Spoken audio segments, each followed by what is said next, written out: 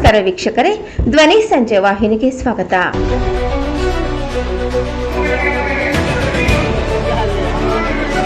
ನನ್ನ ಹೆಸರು ನಾಗರತ್ನ.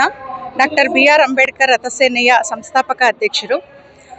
ಏನಿವತ್ತು ಬಾಬಾ ಸಾಹೇಬ್ ಅಂಬೇಡ್ಕರ್ ಅವರ 135ನೇ ಜನ್ಮದಿನ ನಡೀತಾ ಇದೆ.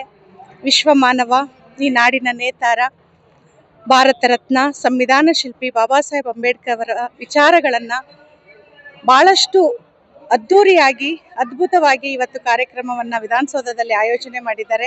ಪ್ರತಿ ವರ್ಷದಂತೆ ಈ ವರ್ಷನೂ ಸಹ ನಮ್ಮ ಹೋರಾಟಗಾರರಿಗೆ, ಹಿರಿಯ ಹೋರಾಟಗಾರರಿಗೆ ಪ್ರಶಸ್ತಿ ಪ್ರದಾನ ಸಹ ನಡೀತಾ ಇದೆ. ಬಹಳ ಸಂತೋಷ ಆಗ್ತಾ ಇದೆ. ಬಾಬಾ ಸಾಹೇಬ್ ಅಂಬೇಡ್ಕರ್ ಅವರನ್ನ ಇವತ್ತಿನ ಯುವಕರಿಗೆ, ಬಹಳ ಮುಖ್ಯವಾಗಿ ಇವತ್ತಿನ ಯುವಕರು ಬಾಬಾ ಸಾಹೇಬರ ಬಗ್ಗೆ ತಿಳ್ಕೋಬೇಕಾಗಿದೆ. ಇವತ್ತು ಸಮಾಜದ ಬದಲಾವಣೆಗಳಿಗೆ ಏನಾಗ್ತಾ ಇದೆ, ಇವತ್ತಿನ ಸಂವಿಧಾನದ ಬಗ್ಗೆ ಏನೆಲ್ಲ ಚರ್ಚೆಗಳು ನಡೀತಾ ಇದೆ, ಸಂವಿಧಾನ ಈ ದೇಶಕ್ಕೆ ಬಹಳ ಮುಖ್ಯ ಇದೆ, ಸಂವಿಧಾನದ ವಿಚಾರಗಳನ್ನ ಇವತ್ತಿನ ಯುವಕರಲ್ಲಿ ಜಾಗೃತಿಯನ್ನ ಮೂಡಿಸುವಂತ ಕಾರ್ಯಕ್ರಮಗಳನ್ನ ಸರ್ಕಾರನೇ ಆಯೋಜನೆ ಮಾಡಬೇಕು.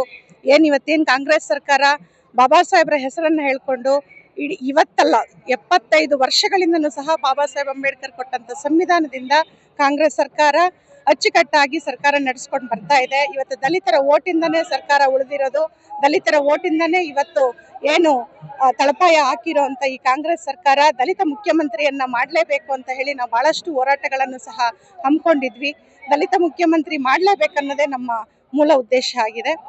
ಈ ಒಂದು ಸಂದರ್ಭದಲ್ಲಿ ನಾನು ಇಷ್ಟನ್ನು ಹೇಳಲಿಕ್ಕೆ ಇಷ್ಟಪಡ್ತೀನಿ.